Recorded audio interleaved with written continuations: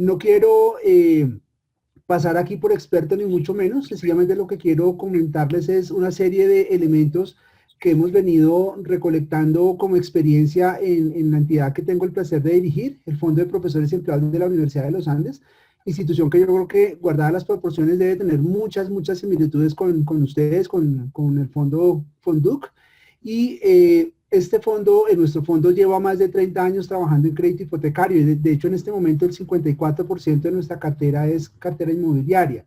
Eso nos ha permitido a nosotros desarrollar un gran conocimiento en el tema y pues qué bueno que pues Juan Felipe está haciendo estas iniciativas y con mucho gusto pues estamos completamente dispuestos a compartir nuestra experiencia, que es lo que queremos hacer en la tarde de hoy. Para comenzar, quiero llamar la atención sobre tres elementos y lo pongo aquí en esta diapositiva. Por un lado, el tema de comprar vivienda y como en general todo en la vida tiene como unos elementos muy importantes y el primero de ellos es la motivación. Muchas veces decía mi abuela que hay razones que el corazón no entiende.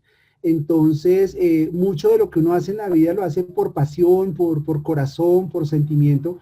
Y yo creo que el tema de conseguir vivienda y de tener vivienda propia apela mucho a eso. Es un proyecto familiar, es un tema que genera unas garantías de seguridad importantes. Entonces yo creo que el tema de motivación es supremamente importante, pero la motivación por sí sola no es suficiente. Uno puede tener muchas ganas de hacer muchas cosas, pero eso no es suficiente.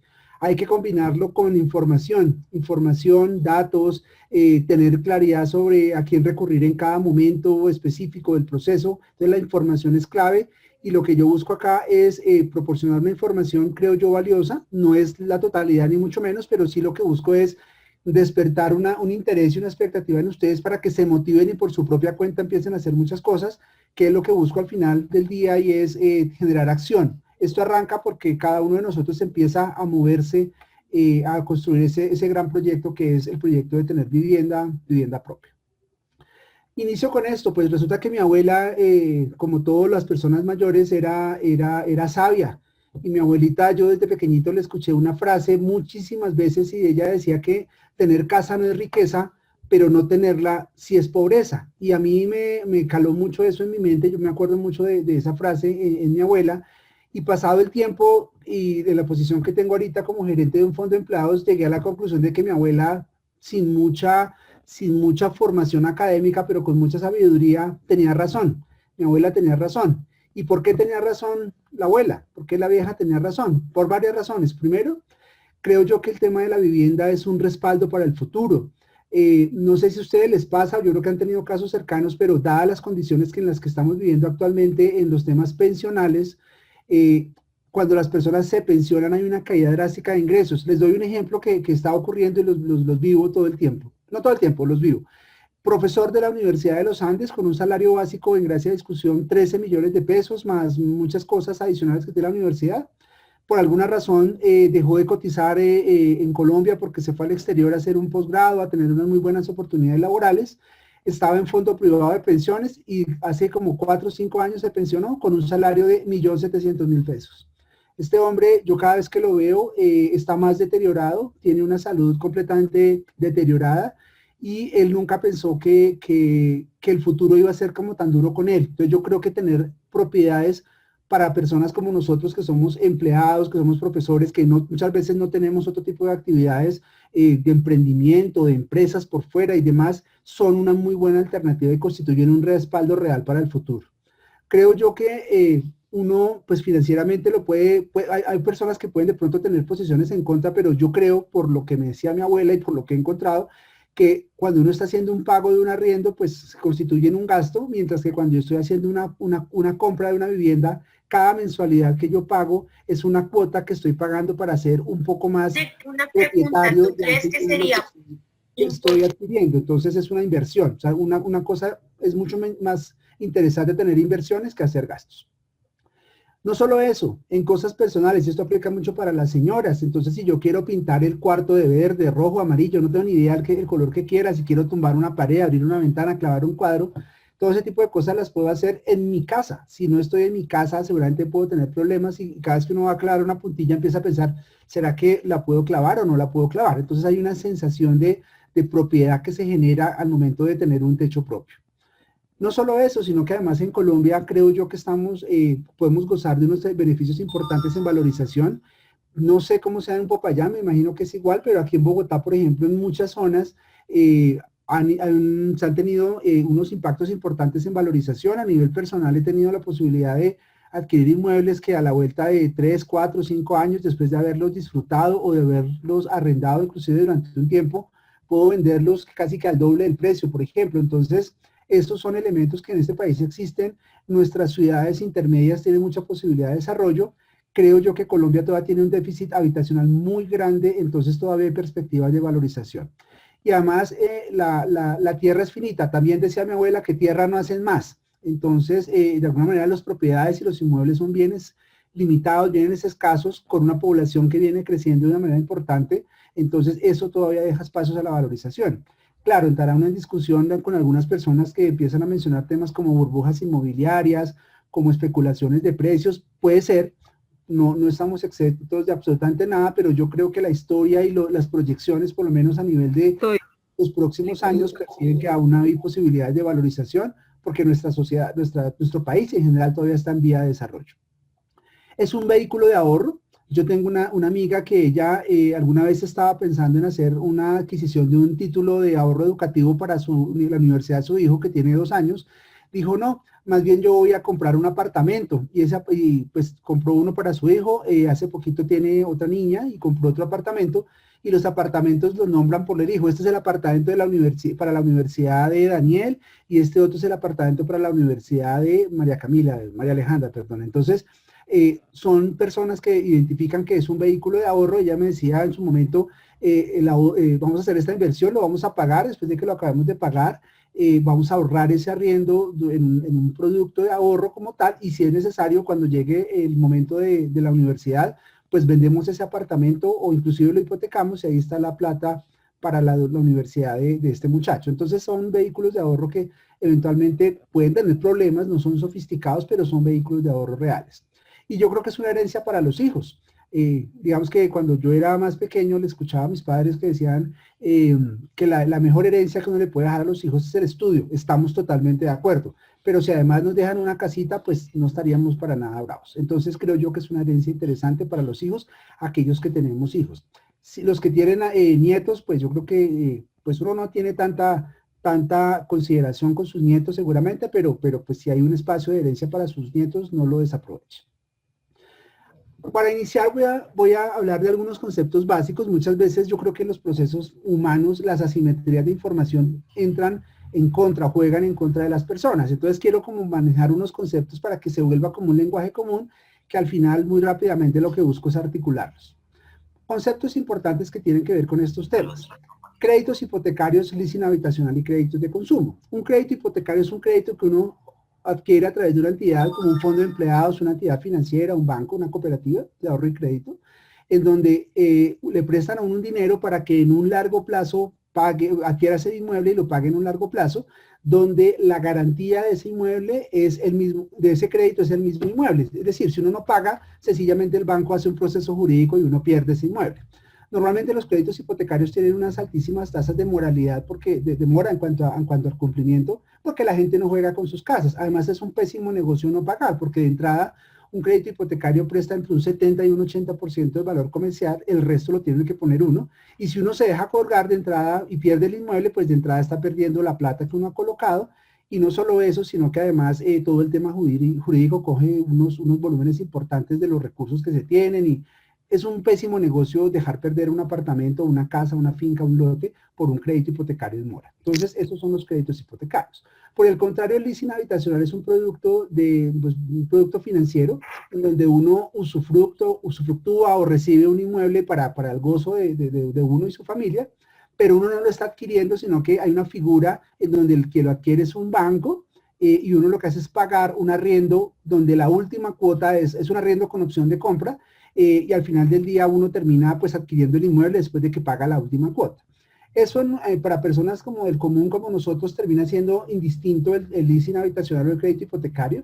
El leasing habitacional con las entidades que lo ofrecen, que son básicamente los bancos, puede ofrecer un poquito más de cobertura en el crédito. Es decir, si un crédito hipotecario financia hasta un 70%, el leasing habitacional en algunos casos puede ir hasta el 80 o 90%. Y tributariamente, o cuando uno hace sus declaraciones de impuestos, sus estados financieros, sencillamente cuando uno tiene un crédito hipotecario, uno tiene un activo que es un inmueble, uno tiene una casa, un apartamento que vale no sé cuántos millones, pero por el otro lado uno tiene un crédito con una entidad financiera a la que le debe una parte de ese inmueble. Cuando uno tiene un leasing habitacional, eso no hace parte de sus estados financieros porque sencillamente se refleja es un gasto en arriendo. Para las personas que tienen muchísimo dinero tiene todo el sentido del mundo, para gente del común como los que seguramente estamos en entidades como fondos de empleados y demás, que somos empleados, no tenemos problemas de tener muchos ceros en nuestras cuentas bancarias, ojalá que sí fuera, pero pues no creo. Entonces, pues el tema del leasing habitacional termina siendo más una posibilidad de tener un crédito de un 10 o un 20% más no corresponde a una figura muy sofisticada que pueda ser utilizada para cosas distintas a ello. Y los créditos de consumo, pues son créditos que uno adquiere pues para cosas distintas a lo hipotecario y sencillamente no tiene ningún problema, que uno hace lo que quiere con esos créditos. Los créditos hipotecarios tienen una ventaja y es que en las declaraciones de impuestos anuales, en la declaración de renta, son sujetos de ser considerados como descuentos en el tema hipotecario, en el tema tributario, perdón, mientras que los créditos de consumo no tienen ese efecto. El leasing habitacional lo que hace es que descuenta como un gasto, es un gasto que uno puede descontar, pero en realidad el efecto más importante tributariamente es con el crédito hipotecario y sus intereses. Créditos en pesos en cuota fija y créditos en VR. Entonces, los créditos en pesos en cuota fija son los que uno normalmente obtiene en un banco o en una entidad financiera o en un fondo, en donde le entregan a uno un dinero y dispersan, digamos, en los siguientes 240 meses, 180, los que sean, un valor exactamente igual en el cuota que hay en adelante. Esa cuota entra un seguro, pago seguro en algunos casos, por ejemplo, los fondos, no sé cómo sean Fonduc, pero los fondos en muchos casos asumen esos costos de seguros, hacen pago de los intereses y del capital de la amortización del crédito. Créditos en VR, bueno, esos créditos en pesos tienen la ventaja de que es el mismo valor a lo largo del tiempo y normalmente en nuestras economías los ingresos nuestros van aumentando a lo largo del tiempo, entonces la cuota tiene un efecto proporcionalmente menor en los ingresos de los próximos años. Es decir, 400.000 pesos sobre un ingreso de 3 millones de pesos es una carga importante, mientras que dentro de 20 años seguramente los 400.000 pesos pues no nos harán mucho efecto en nuestro ingreso, en nuestros egresos y en nuestros gastos, pues porque es un porcentaje menor, porque la cuota es fija. Por el contrario, los créditos en VR son créditos que se reciben en una, por llamarlo de alguna manera, como en una unidad especial, como en una unidad diferente, como en otra moneda, en donde el valor de la VR está establecido por el Banco de la República y obedece a los movimientos inflacionarios. Perdón, a los movimientos de la tasa a la tasa de interés del Banco de la República, disculpen. Entonces, ese valor está pactado y uno lo que hace es, en últimas, irse moviendo al ritmo de la inflación del año. Yo creo que este país ha aprendido un montón. En el pasado, todas las personas mayores tienen recuerdos fatídicos del famoso UPAC, y es que la manera en que estaba transado el UPAC obedecía a la inflación como tal, más no tenía incorporados algunos elementos ahí diferentes. Entonces, esas formas de medir la unidad hacían unas ventajas importantes en su momento. Después el efecto fue reversado, pero en última yo creo que el país ha manejado muy bien los temas inflacionarios y los créditos en VR hoy en día no existen mucho, no son comunes, como el 10% de la cartera, 20% de la cartera puede ser en crédito hipotecario en VR en el país, pero pues existen y es importante mencionarlos. En algunos casos los créditos en VR dan mayor posibilidad de desembolso en algunas ocasiones, o a veces también tiene la ventaja o la desventaja de que la cuota no es fija, sino que la cuota va variando a medida en que la inflación va evolucionando. Entonces es un crédito que tiene la desventaja de que es cuota diferente, cuota variable. Hay tipos de vivienda, hay viviendas de interés prioritario que son hasta 70 salarios mínimos, hay viviendas de interés social que van hasta 135 salarios mínimos. Para hacer una cuenta rápida y fácil, más o menos son como casi 1.000.000 de pesos por salario mínimo, entonces son apartamentos como de hasta de 130, 135 millones mal contados. Hay viviendas que no son de interés social, que son aquellas que están por encima de 135 salarios mínimos, y en este momento salieron unos subsidios en el país en donde las personas que adquieran inmuebles nuevos hasta 500 salarios mínimos pueden tener la opción de adquirir unos subsidios del gobierno nacional, y los que pasan de 500 salarios mínimos en valor y son nuevos no tienen opción de subsidio. Hay subsidios, entonces están los subsidios de vivienda familiar, como el de que son los de las cajas de compensación. Yo creo que una persona que tiene un ingreso básico por debajo de 4 salarios mínimos, es un pecado en este momento de la historia no tener un crédito hipotecario y no adquirir vivienda. Las cajas de compensación, sé que en el Cauca funciona con Facauca, pero deben haber otras, no sé cómo sea exactamente el tema, pero todas las cajas de compensación manejan unos subsidios, hay un valor de subsidio para personas que ganan menos de 2 salarios mínimos, en plata blanca son como 26 millones de pesos, 26, 27, y las personas que tienen entre 3 y 4, el subsidio es como de 17 millones de pesos que apalanca directamente la cuota inicial, es una plática importante.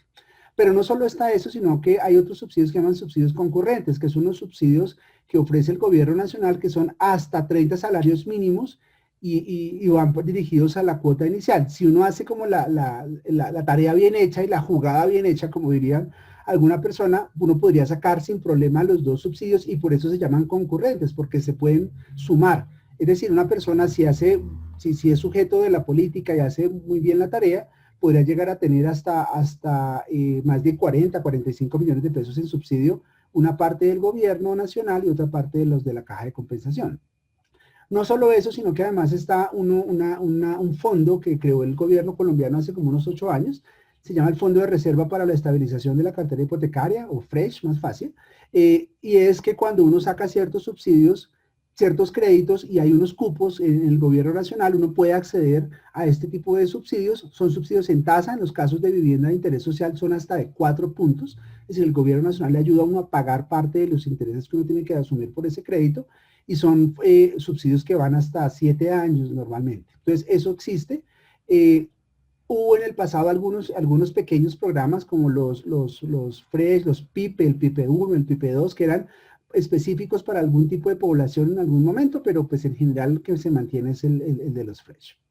Y hace unas pocas semanas salió otro subsidio, que es un subsidio de 430.000 pesos, más o menos, en realidad son 42 salarios mínimos distribuidos en 84 meses, es medio salario mínimo mensual, que se supone que es ajustable a lo largo del tiempo, y esa es una plata que le entrega a uno el gobierno nacional para que uno pague la cuota, y tiene la ventaja de que aplica para todas las personas que quieran vivienda nueva, siempre y cuando la vivienda no pase de 500 salarios mínimos. Entonces, si se dan cuenta como que hay mucha opción, a veces los subsidios son una opción interesante, a veces pues como buen subsidio hay que hacer un trámite, hay que hacer cola. En el caso, por ejemplo, de los subsidios de los FRESH que estaban tan anunciados, o los de los 430.000, hay unos para vivienda bis, otros para vivienda no bis. En vivienda bis la cola ya, escuchaba que ya hay como unas 40.000 solicitudes en cola.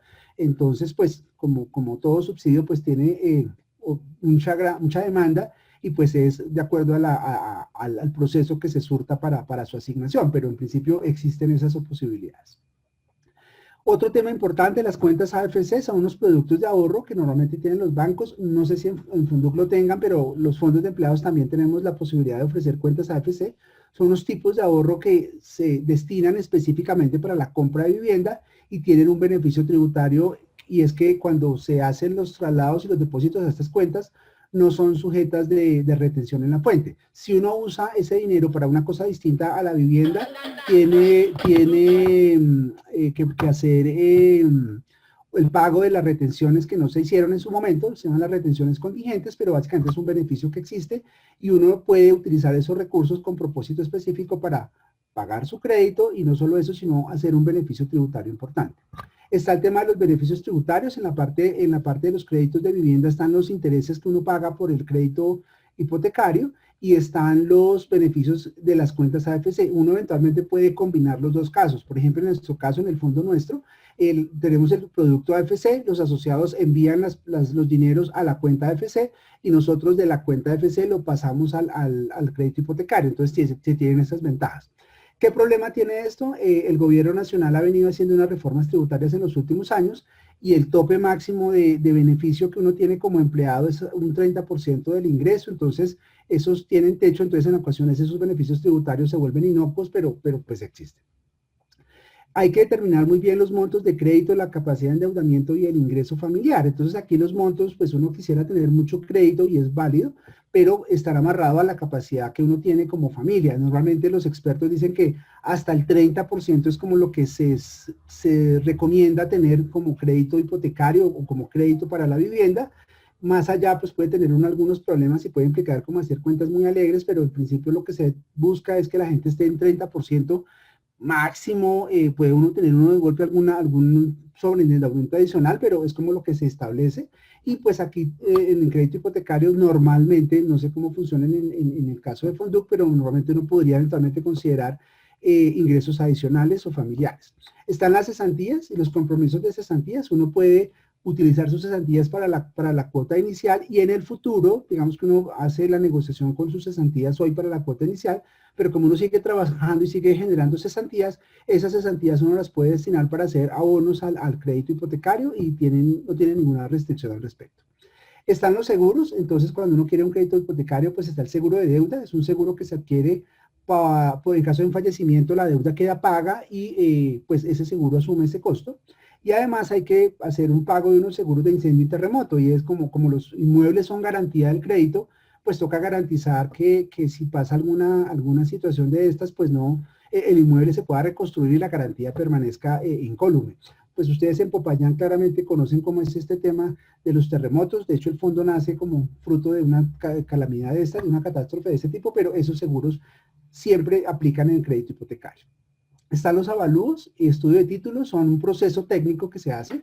Los avalúos es que se determina comercialmente cuánto cuesta un inmueble. En los inmuebles nuevos, pues es lo que uno está comprando sencillamente. Cuando son inmuebles usados, pues si hay gente técnica que hay un registro, se llama el RAS, el registro de evaluadores, la otra no me acuerdo, es un registro oficial en donde hay personas que en todo el país tienen como la capacidad de ir y determinar con argumentos técnicos el valor de un inmueble. Y estudio de títulos es un estudio jurídico en donde uno mira cómo es la tradición de un inmueble, pues para identificar que no tenga problemas. Se pueden presentar, por ejemplo, problemas de sucesión. Una persona en el pasado falleció y los herederos no hicieron bien el trámite de la sucesión, entonces uno puede tener líos con esa parte. Cuando son inmuebles podemos tener problemas de linderos, bueno, en fin, hay muchas cosas que pueden surgir. Es importante hacer estudios de títulos. La promesa de compraventa es un documento que arranca como todo el proceso de un crédito hipotecario.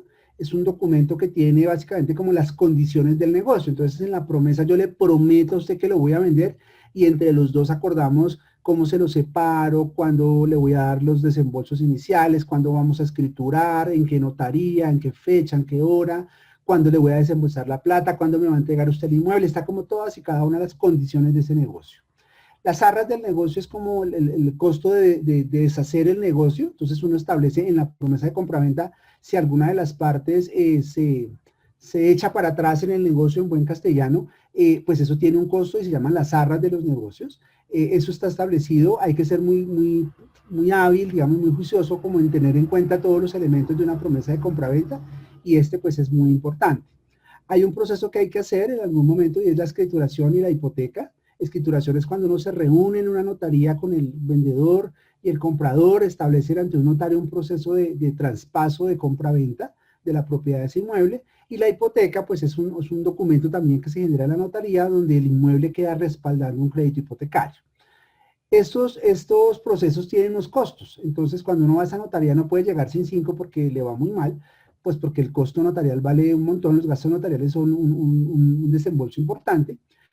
Hay que pagar un impuesto de retención en la fuente, más o menos es un 1% del valor del inmueble. En algunos casos uno puede hacer negociaciones, puede ser el valor de la transacción, pero pues en principio es un 1% en el mejor de los escenarios del valor de la transacción.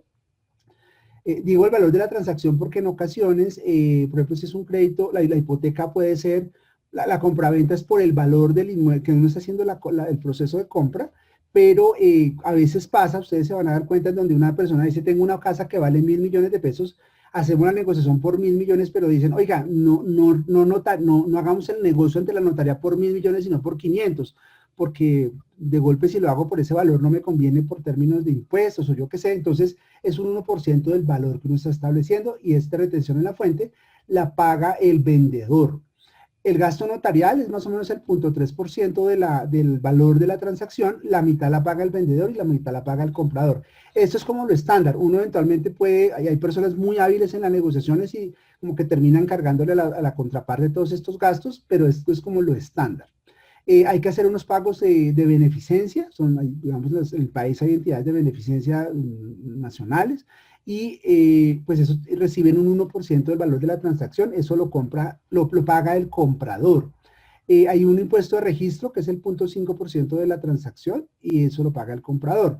Algunos de esos elementos, por ejemplo, todo lo que es notariado tiene un IVA, entonces pues eso suma un poquito el valor. Conclusión, en sentido estándar, uno no puede llegar a la notaría si está comprando un inmueble con menos del 2% del valor del inmueble. Es decir, si uno está comprando un apartamento de 300 millones de pesos, tiene que pensar que tiene que llegar a la notaría con 6 millones de pesos en el bolsillo, porque si no, pues no puede hacer el trámite. Entonces, esos gastos son importantes y en ocasiones las personas no lo tienen en cuenta. Está el certificado de tradición y libertad, que es un documento como la hoja de vida o la historia médica, digamos, del apartamento, donde se registran todas esas operaciones. Después de que se hace la hipoteca, entonces hay una entidad que lo registra y se genera el certificado de tradición. En algunas ocasiones, cuando las personas hacen transacciones personales, no con una entidad, no registran las cosas y todo lo que no esté registrado no vale. Entonces eso es muy importante porque todo lo que no se registre no existe. Hay otro punto importante que es la entrega de los inmuebles. Entonces, uno puede definir cuándo me va a entregar el apartamento. Entonces, me lo entrega, normalmente las entregas se pactan para el momento en donde se hace o el día en que se hace la escrituración. Hay personas que de golpe logran obtener unas negociaciones mucho más favorables donde lo reciben antes. Hay vendedores que son mucho más prevenidos y dicen, no, hasta que usted no me desembolse el último peso, no le entrego. Entonces, digamos que lo normal es ese tipo de entrega en la escrituración o el día de la escrituración, pero pues eso está sujeto a negociación. El tema aquí sí es, entre más rápido tenga usted la posesión del inmueble, pues mucho mejor. Si eventualmente llegara a pasar algo, no es lo mismo que usted esté posesionado en su inmueble a que tenga que ir a pedir permiso para poder ingresar a su inmueble. SARLAF es todo el tema del lavado de activos, ahí hay que ser muy acucioso con este tema, cuando uno lo hace con entidades es importante, pero si uno está haciendo negocios individuales hay que consultar porque uno puede tener, por ejemplo, casos de personas que estén involucradas en algún tipo de delito, estén con un inmueble a su cargo y lo estén vendiendo y por allá dentro de 2, 3, 4, 5, 10 años ese inmueble es sujeto de un proceso de extinción de dominio y uno pierde el inmueble. Entonces ahí hay que ser muy juicioso y ser como muy prevenido. Decía mi abuela, de eso tan bueno no dan tanto. Si ustedes ven que una propiedad la están vendiendo muy barata, pilas porque muchas veces pueden tener como muchos inconvenientes con eso y hay que ser como muy prevenido con la cosa.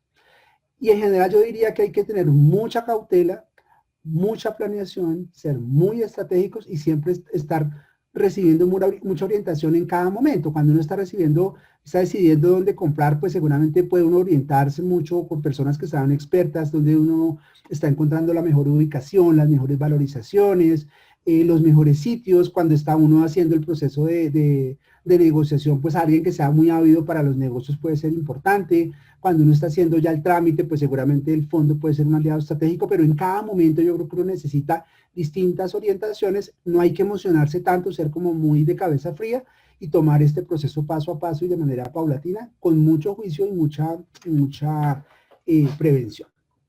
Algunas recomendaciones sobre este proceso, pues yo creo que lo primero y lo más importante es que se decidan. Yo creo que yo he visto casos de personas que dicen voy a comprar vivienda y lo deciden hoy y el proceso se puede culminar en 5 años y está bien. Hay personas que dicen voy a comprar vivienda y lo logran cerrar en 3 meses, también está bien. Yo creo que el tiempo y el proceso y las condiciones como se establezcan son independientes o libres de escala en cuanto a muchas cosas porque lo importante es decidirse. El primer paso, digamos, siempre es importante y no importa qué tan largo sea el viaje, todo arranca por un primer paso. Entonces hay que decidirse, ahí es importante en muchos casos mirar si uno está buscando vivienda para vivir o para invertir, las consideraciones son distintas. Entonces decídase y qué va a comprar. Tú vas a mi vivienda propia, estoy pagando arriendo, voy a comprar, o tengo mi vivienda y voy a comprar otra, o no tengo vivienda ahorita, pero no voy a comprar una vivienda para vivir, sino que voy a empezar con una vivienda para inversión. Entonces hay que decidirse y tener claro lo que uno quiere, porque si no es complicado. Hay que tener sentido de realidad. Entonces, pues sí, es muy valioso y está chévere tener aspiraciones, pero yo me he sentado con muchas personas, ¿cuánto se gana usted? No, yo me gano 2 millones de pesos, está muy bien. Y su apartamento que quiere, ¿cuánto vale? No, vale 1.200 millones. Pues está muy bien, pero pues de maneras legales y con su ingreso va a ser muy difícil llegar a ese apartamento, entonces hay que ubicarse y tener sentido de realidad, eso es muy importante porque si no puede uno entorpecer ese proceso y pues llevarse a muchas frustraciones. Es un proyecto familiar, es de familia, o sea, no es uno solo, pues si uno está solo en la vida, pues le tocó solo y la familia es unipersonal, pero pues cuando uno tiene pareja es un proyecto de pareja, cuando tiene hijos es de familia, cuando uno es hijo, pues entonces involucra a los papás, no sé, es un tema, no es solo, y además no es divertido hacerlo solo, es más chévere hacerlo en familia, y no es de alcance inmediato, sino es más de mediano plazo. No es de largo plazo, o si es de largo plazo se aburre uno y se termina gastando los recursos en otra cosa. Entonces yo creo que es un tema que hay que tener conciencia de que es de mediano plazo.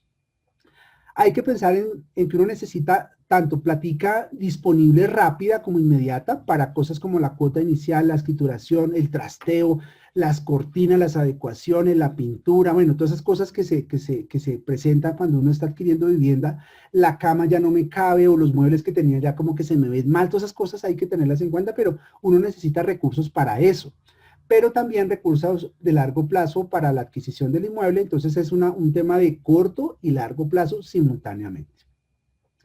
Se deben tener claras todas y cada una de las condiciones en la negociación del proceso, entonces cosas que a veces no se ponen en las promesas de compraventa y se vuelven un lío, entonces definen las fechas mal, entonces hacen las fechas muy apresuradas y en algunos casos las promesas de compraventa si uno no cumple pueden tener unas sanciones detrás, entonces nos metemos en problemas por eso, o no define muy bien cuándo era que se iba a entregar el inmueble. Entonces el vendedor cree una cosa y el comprador cree otra y esos malos entendidos pues siempre terminan en problemas porque casi siempre termina quien está comprando más enredado en el negocio.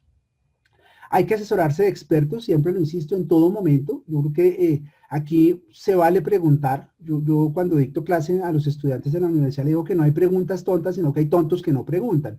Sobre todo cuando uno está aquí exponiendo tanto dinero. Entonces no les dé pena preguntar y si no entienden algo, pues no se queden con la duda y si están leyendo un documento y no entienden, pregunten y no firmen nada sin leer. Son cosas como de estar muy pendiente de esa parte. No es nada del otro mundo, pero hay que estar pilas. Hay que buscar opciones, entonces no se queden con la primera casa, busquen opciones, no se queden con la primera opción de crédito, busquen opciones. Siempre creo yo que hay opciones interesantes. Yo creo que nunca en la historia de este país había sido tan fácil comprar vivienda nueva como ahorita, entonces yo creo que sí la invitación es, hay una oportunidad de oro, hay una ventanita de tiempo muy importante y si pueden hacer ese esfuerzo ahora, es el momento. Entonces, no sé qué va a pasar mañana, pero de acuerdo a lo que veo, en los próximos no sé, 5 o 6 meses hay un elemento interesante en ese tema. En las noticias estaban diciendo esta semana que hay un boom, digamos que nunca antes en la historia de Colombia había habido tantas transacciones de vivienda como ahora y es cierto. Entonces, eso es bueno, el país está buscando caminos de reactivación, la construcción reactiva un montón en toda la economía. Entonces, yo creo que si uno puede sumarse en esa ola, se puede aprovechar esa ola del momento, buenísimo, porque esa ola no creo que no creo que dure tanto tiempo y en 2, 3 años, si uno la piensa mucho, pues ya después las oportunidades se pierden. Y no solo en las viviendas nuevas o los inmuebles nuevos, sino que yo creo que los inmuebles usados también son una muy buena opción. Yo creo que a pesar de que no existe tanto incentivo, la gente se está moviendo mucho. Entonces, gente que vive en un apartamento pequeñito de 40 metros, o sea, pasar una cuarentena dentro de 40 metros es una cosa, y pasar una cuarentena en un apartamento de 150 es una cosa totalmente diferente. Entonces, la gente sí se está dando cuenta que los espacios son importantes y hay mucho movimiento de propiedades. Entonces, hay mucha opción interesante en usados. Hay usados, pasa como con los carros, hay usados que son de muy buena tenencia, hay usados que de golpe son muy viejitos, pero tienen unas muy buenas áreas y una remodelación puede ser interesante. Entonces yo creo que aquí hacer un análisis de unas cosas por otras es importante.